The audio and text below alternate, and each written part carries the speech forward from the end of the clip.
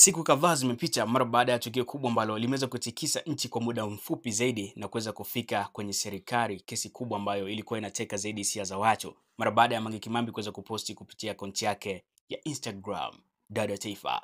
Mange Kimambi aliweza kushare video ambayo ikiwaonyesha wadada wawili wa chuo wakiwa wanapigana, huku kisa ikiwa ni kwamba wote wanamtaka mzee mzima Mwijaku DC. Sasa watu wengi walikuwa wanasubiri kwamba serikali itazungumzaje kuhusiana na hiki ambacho kimeweza kutokea. Rasmi serikali imeweza kutoa kauli kuhusiana na DC Mwijaku, lakini Mary pamoja na Mage bado kesi inaendelea. Nini ambacho kimejiri sasa nikwambie, karibu sana ndani ya Blue House ya Dax Media. Mimi ni Dudukana_OG pale Instagram, ni follow. Mara baada ya Mwijaku kuweza kugunganisha mabinti wawili wa pale chuoni, baada ya hapo serikali imeamua kuingilia kati sakata hile na kuweza kusema kwamba Mary lazima atapata haki zake zote za msingi. Gwajima aliweza kuzungumza kuhusiana na hili swala, lakini bado taarifa rasmi haikutoka na bado watu wengi sana mitandaoni walikuwa wanamshambulia Mary kwa kile ambacho aliweza kukifanya, kuweza kumpiga mwenzake na kummwagia maji ya moto, huku akionekana anamkata hadi zile nywele zake.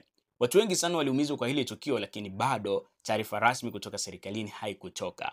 Na leo hivi rasmi taarifa imetoka rasmi kutoka serikalini, na hapa naenda kukuelezea kwa kile ambacho waliweza kukisema. Naenda kukusomea ujumbe ambao umeweza kuandikwa hapa na nukuu kuanzia mwanzo hadi mwisho. Lakini kama hujasubscribe Blue House ya Dax Media, basi bonyeza neno subscribe hapo chini ya video hii ili mradi uwe familia yetu. Respect sana. Taarifa inasomeka kama hivi: Jamhuri ya Muungano wa Tanzania, Wizara ya Maendeleo ya Jamii, Jinsia, Wanawake na Makundi Maalum. Simu zikaandikwa pale kama hivyo. Tunakuja hapa kitu ambacho kimeandikwa taarifa kwa umma kuhusu mabinti wanafunzi wa vyuo vikuu waliomdhalilisha binti mwenzao.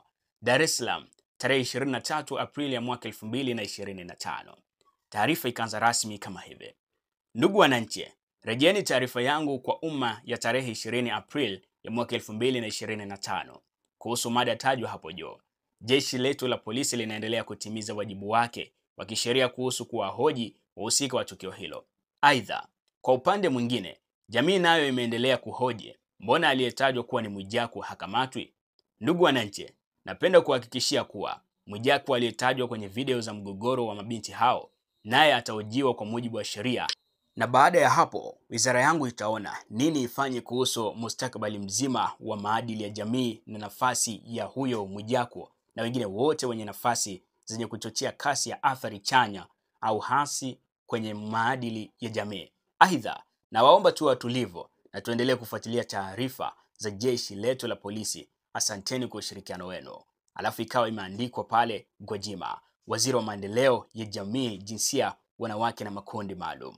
Taarifa rasmi iko kama hivyo, ikiwa inasomeka kwamba Mwijaku naye tayari ataingizwa kwenye kuhojiwa miongoni mwa grupu ambalo linaingizwa kuhojiwa alikupo Mary pamoja na Mage pamoja na wale wengine ambao waliweza kumuumiza mwenzao, kumpiga vibaya mno hadi kummwagia maji pamoja na kumkata nywele zake.